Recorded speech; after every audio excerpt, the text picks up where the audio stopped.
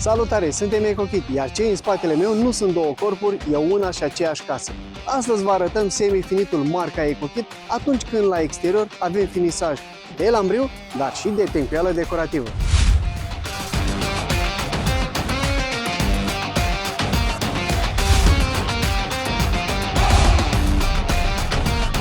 În cazul de față, clientul a ales pe această zonă o izolație de 15 cm vată bazaltică finisată cu tencuială decorativă, iar pe zona de lambriu avem izolație de 10 cm vată bazaltică.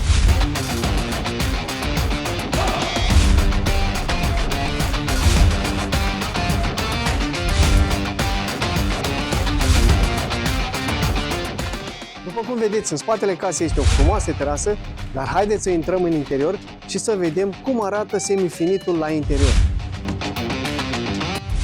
Structura aleasă de către client la această casă este de 20 de cm, izolată cu vată minerală de sticlă. La pereții exteriori s-a etanșat cu folie barieră de vapori. Structura pereților interior este de 15 cm. Umplăria aleasă de către client este un profil salamander de 82 de mm triplu strat.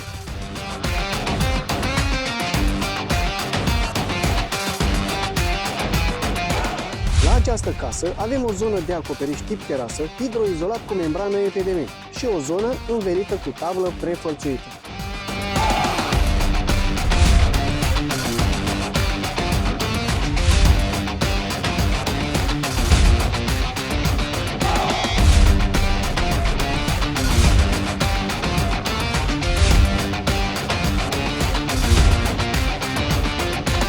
Mulțumim clientului că a ales o casă pe structură de lemn marca EcoKit.